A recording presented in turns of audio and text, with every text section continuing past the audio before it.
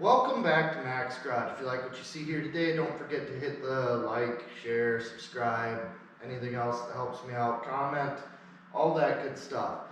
So today I'm standing here with my latest acquisition. This is a 1999 Ski-Doo Mach 1. I'll give you the quick runaround on it, but the moral of the story is this thing is pretty rough, but it runs. So grab the camera. Actually, you know what? I ain't gonna grab the camera. Just check this out.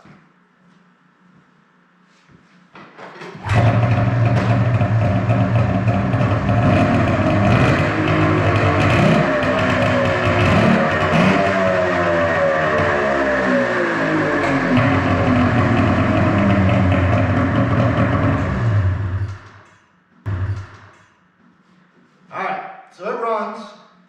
That's all good and well. The headlight didn't come on because I got this thing ready to lift off of here. So this sled is just flat out not that nice. It is a 99 Mach 1. It's got the right style graphics, hood vents, all that stuff. So this sled is just not that nice, so I don't feel real bad. The trailing arm has been replaced. Based on the angle, I'm not sure that it's actually the right trailing arm. It might be off like a 98. I think they changed some of the angles in 99. Oh, look at that. Speedometer cable split. That's fine. I disconnected that earlier. I'm getting ready to take the hood off. Seat's missing. Clearly it sat outside. Grips, blah, blah, blah. It's just not a nice enough sled that I really care about it. It does have a Dynaport can on it.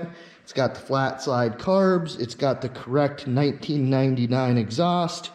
But looking at it, the telltale difference between a 99 or 2000 700 triple or 600 triple, I would have to guess, is that there is a tube that comes up here which vents the Isoflex bearing. It doesn't have that.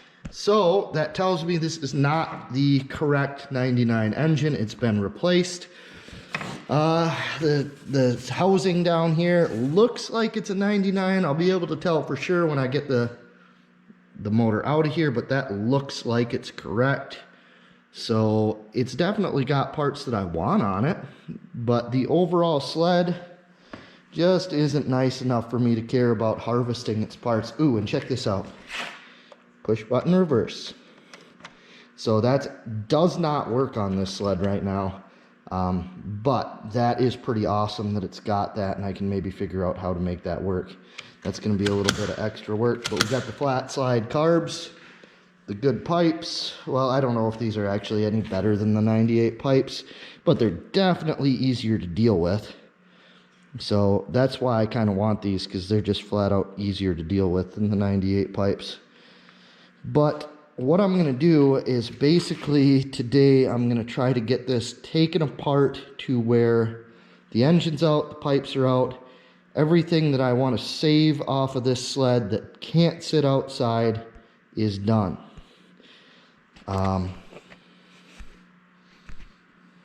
That said, I'm going to set this camera up somewhere on a time lapse and start taking stuff apart.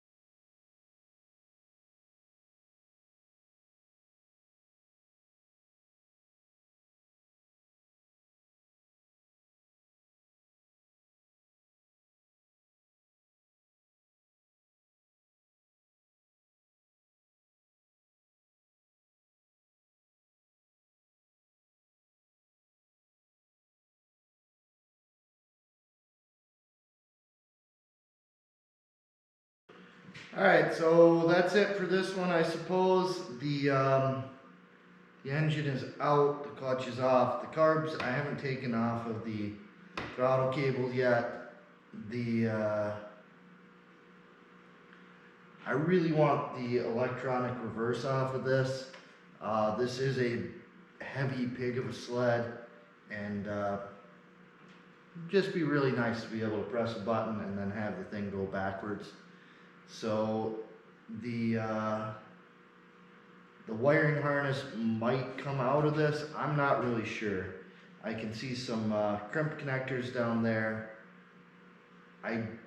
The engine does not have the 2 pickup coils required for the RER to work, and as a result, I really don't know. I don't know that much about this system, so I guess it's not as a result. I don't know that much about this system, so I need to kind of figure that out and figure out what the difference wiring-wise is between this and my Formula 3. The wiring in the Formula 3 is untouched, very nicely routed, and I'd rather not take it out of there to replace it with this if I can avoid it. So I guess that's it for tonight. Thanks for watching. I will have a little bit more on this at some points. This engine that came out is incredibly nasty looking, needs intake boots, things like that, so there'll probably be some video where I go through and get the engine ready to actually go in the sled. Also, once I got it out, the stator housing that's on here, or whatever we want to call this piece, the recoil housing, stator housing, whatever, this is the 99 to 2000 style. It definitely has the 98 on it. I kind of wasn't sure. I was probably more hoping it had this style on it than anything, but it doesn't. It's got the 98 style, which means the pickup is in the wrong place. I don't know what MPEM this has, or what. This is not an MPEM. This is pre that, but I don't know what kind of control module it has. I know it worked, but I don't know what that's out of. The engine is definitely a 98, so maybe it's also out of the 98. Who knows? But there we are. So thanks for watching. See you later. And yeah, that's it.